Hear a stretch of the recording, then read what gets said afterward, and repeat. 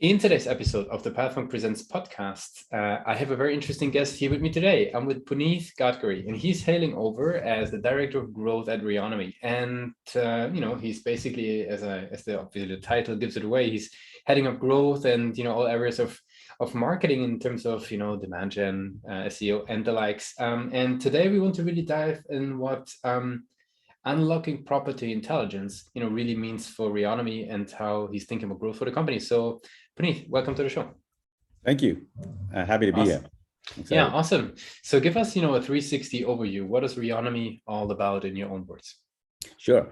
So I like to explain it with a metaphor. Really, most people might know Zoom Info from the community, used by salespeople, right, to research and build relationships. And we're kind of like the Zoom Info, but for the commercial real estate space. So we have all of the information that usually, companies want to be able to research about the company, the property itself, the space around it, the financials around it, all packaged up really beautifully so that anyone using it can understand more about the customer, research more about the customer, and continue on there. Just to give you a very high level overview, in the US, there's about 150 odd million properties totally. About 100 million of those are residential and about 50 million of those are commercial real estate. So we have all of the data of those 50 plus or minus million properties. Like I said, financials, the ownership, all the obviously the demographics of the property itself, and then we put it all together in a knowledge graph so that's easy to find. Very cool. And what types of businesses would leverage this data? Is that like real estate agents? Is that property developers? Like maybe share a bit more insight on that. Yeah, all of the above and more. A lot of people, so investors who are looking to invest in commercial real estate, right? Property managers, like you said, brokers, like you said earlier, lenders. So a lot of sort of banks, regional banks, big banks, Wells Fargo's to National Bank of Houston, maybe that's Regional Bank of Houston, and all of them just looking for this sort of property information, who's borrowing, if the borrower owns certain properties, for instance, what their profile looks like. All that data is in our system as well. We also have a very unique set of prospects and customers in the service providing space. What I mean by that is restoration, roofers. So an exciting part of that group and segment, they're called storm chasers. And I don't know if you've heard of them, but storm chasers really, they look at if for instance, if there's a hurricane in the middle of Texas or any other state really, or any sort of hurricane, typhoon, and some areas have been unfortunately destroyed. So roofers will look at that area and then they can mark that out and find out who the owners are to be able to go up to them and say, hey, would you like help in us helping you in if there's any destruction. So that's a unique case, but generally there's a lot and many segments, and I'll come to that later on how we managed to narrow those down, but there's a lot of segments there. So investors, brokers,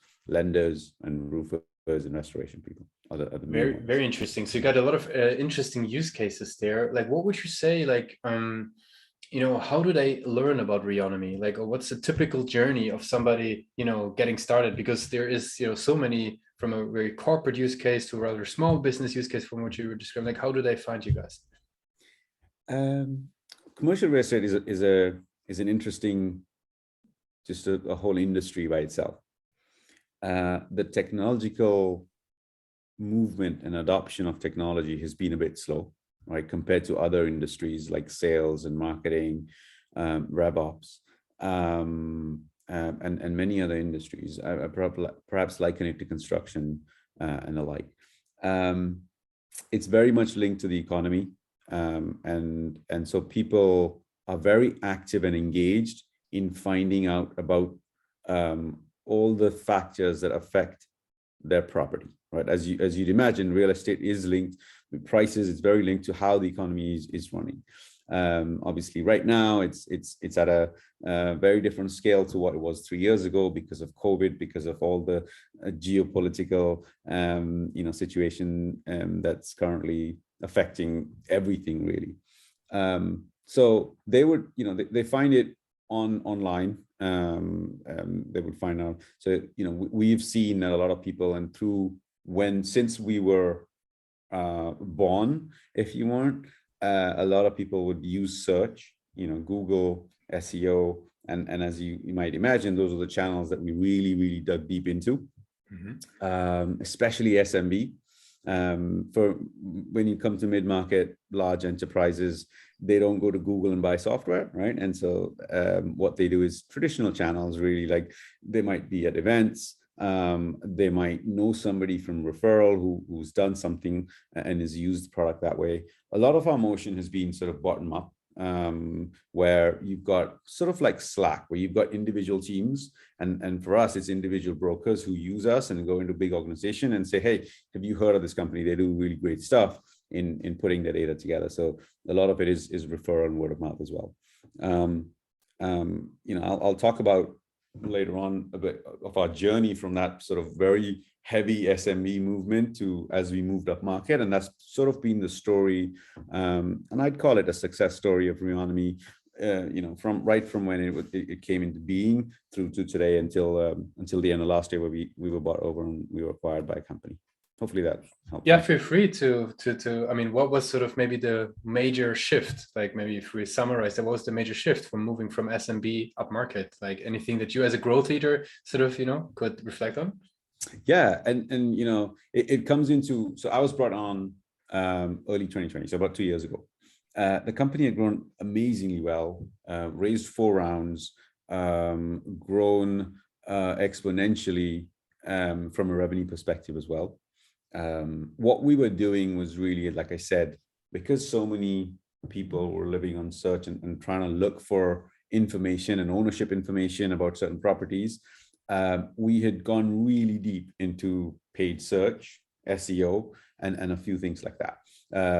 Mainly those two. And we built a brand in that way, of course, through PR and some events, and we had a very sort of, we have had a very charismatic co-founder as well, Rich Sarkis, and he would be and speak to at a number of events and interviews and things like that in the space within the space of CRE. What we found, though, unfortunately, was as we grew really strong and we started to grow, the model was great at acquisition, but unfortunately we were leaking out a lot at the bottom, and so our churn was pretty high, which was fine because at the front end we were growing. We were driving about 80,000 leads, 75 to 80,000 leads a year, which is incredible. And by leads I mean free trials and demos, not just sort of downloads of white paper and things like that. So coming in, my sort of goals were, hey, let's take that and we've got to improve the churn, and the churn is happening because of the fact that there's so many SMBs coming in. We've got to move up market, because mid-market and enterprise, the way they buy software is they take it for 1, 2, 3 year renewals, right? At the same time, Rich moved up to become executive chairman. We had a new CEO who came from the board, and Bill's sort of vision, or his goals as well, was the same. How do you take this company who's growing really fast, but unfortunately are bringing in consumers that unfortunately churn because of the nature of who they were, and the product itself, and how we take that and move it on market. And that's been my journey. That's been our journey as a growth strategy. So basically it's been customer first, strategy first, looking at the full funnel, not very much an acquisition model. So when you think of growth marketing, when you think of revenue marketing, when you think of demand gen, the mind mostly goes to sort of how you generate leads and how does that work, and how do you bring in the system, how do you acquire customers. Good demand gen is building demand, meaning how do you think of it from the full funnel? So you've got to think of it from acquisition, how do people interact, how do they consume the product, and continuing on how they renew as well, right, for the business as well. And you've got to think of that. There's no I don't think marketing exists without thinking of the full funnel. I've always, through my career, I've had goals of revenue driven and not sort of front of the funnel, like leads and traffic and MQLs. And that's what the culture was needed. And that's what I brought in as well. And we did that as a team and as a growth team. The growth strategy was looking at the full funnel, understanding, okay, we're going after so many segments. We went after 11 segments. So what we did was we took those 11 segments and we said, this is too many. We can't go after everyone because you're throwing the net and getting as much as we could.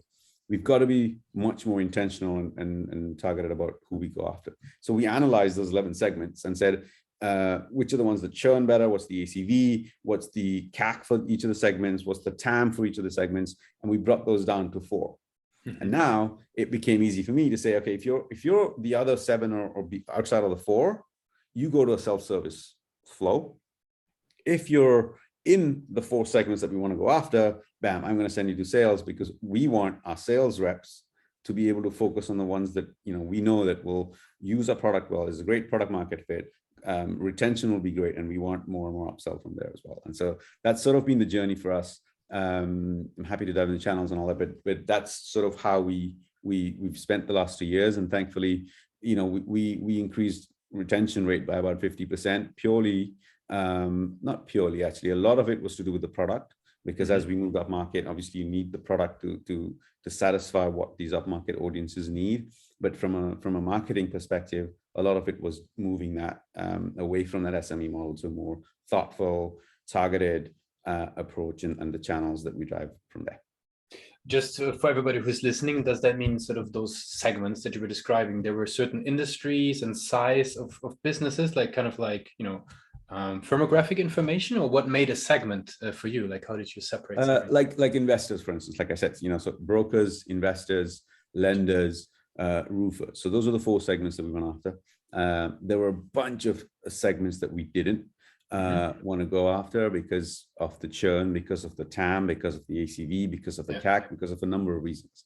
And they were all coming in through this amazing marketing inbound heavy flow that we had set up, but were just not converting to making us a healthy business. And so that's what the change was. And so it just, so these segments were very different.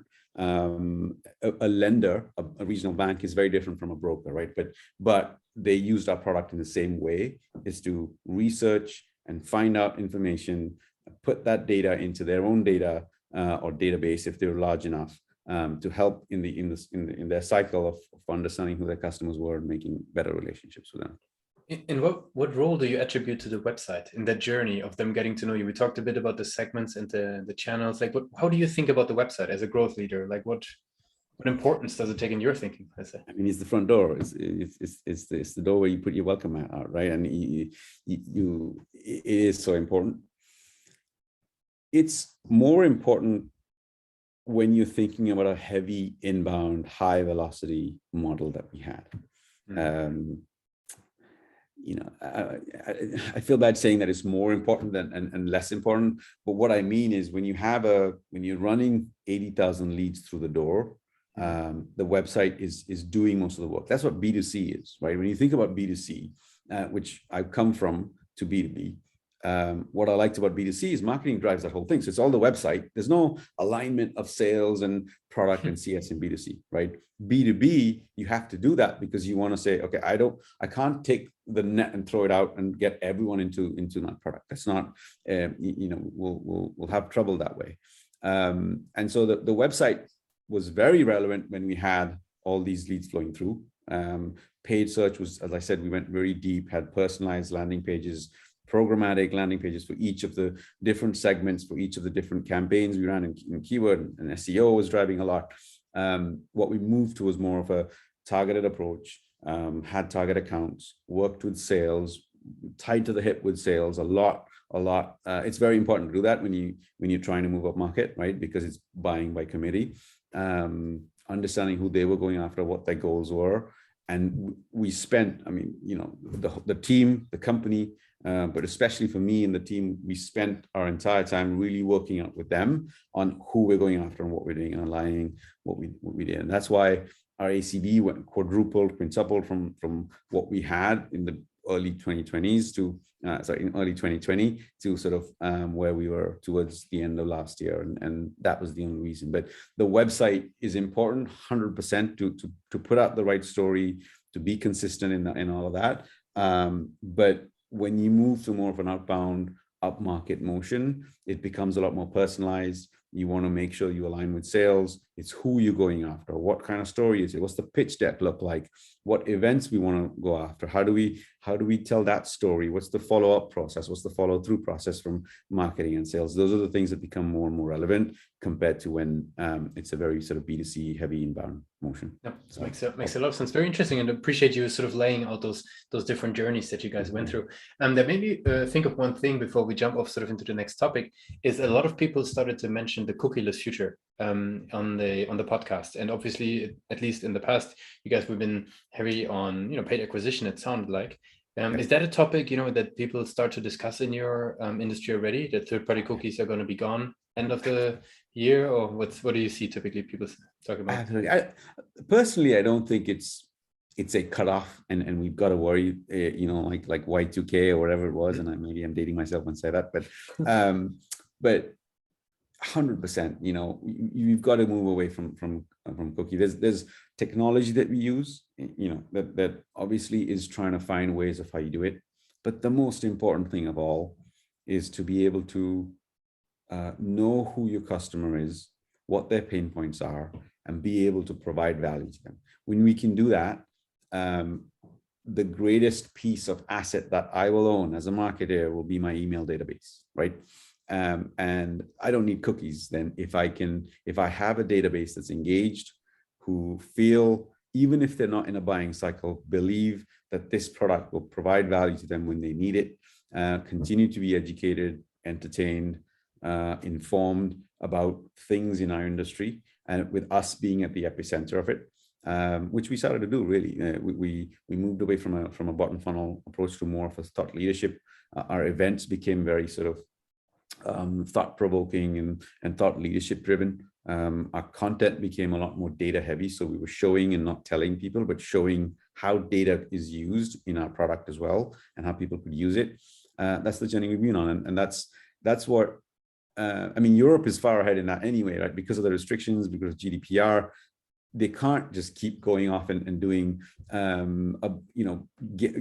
acquiring through display ads and using cookies in that way. You've got to build an engaged audience, and that's the future of marketing. You see it, you jump on LinkedIn, there's 10 posts about how you've got to make sure that you provide value, and it's building an engaged audience, and 100%.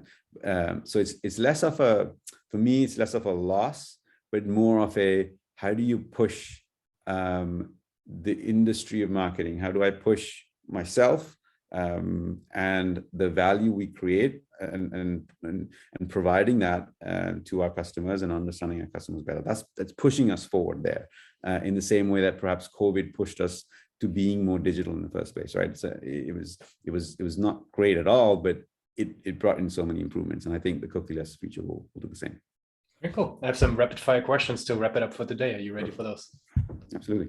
What's the last book you read or the last podcast you listened to? The last book which I'm almost finished is called The Whole Brain Child. I'm a recent parent. I've got 2 very young children, and it's a very interesting, exciting book about how children, and this applies for adults as well, really, think what the brain is and how it's broken up into different segments. You've got the right and the left, but you also got the top and the bottom. I didn't know that. You've got the top and the bottom, and the top is all about how you react and what emotional state is when something goes wrong. And a lot of that comes down to behaviors and what the journey is like for children as well. And parenting is tough, especially in COVID, but it just helps in framing and giving some frameworks of how to deal with a child who's not really good, and how to teach them to learn for themselves, so that they become sort of better and more complete adults. And it's been fascinating. Very good. If there would be no boundaries in tech, right, everything is possible, what's the one thing you would fix for your role today?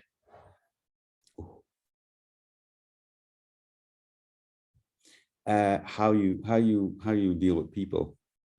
In the end, technology is great. You know, the lessons I've learned through COVID as well, and through change, because through change management that we've had over the last 2 years, both internally for business and COVID as well externally. It's how I interact with people, what mental health is, how can you make sure people are passionate, doing the work they love, but still producing results is something that you know, it's been a tough journey, and I think I've learned a lot. So and in the end, it's about people, nothing else. Very cool. I appreciate you taking the time with us today. I want to give you the very last word. If somebody would be, you know, forgetting all that we discussed about Reonomy today, what's the one thing that they should remember about Reonomy? So the funny thing is, Reonomy, we got thankfully we got acquired towards the end of last year, and we got acquired by a company called Altus. And so if you go on our website, you'll see it's Reonomy and Altus business. They are a huge company, global company, many offices worldwide. But what we're striving to do is to help the entire CRE industry in their digital transformation, right?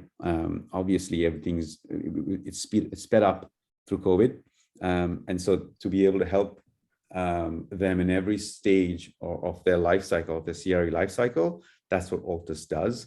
And so it's a complete end-to-end solution, which is why they acquired us, to fit in with the data side as well. And that's something super exciting. That's we're trying to transform an industry and bring it to where a number of other industries are, and hopefully we can do that with sound judgment.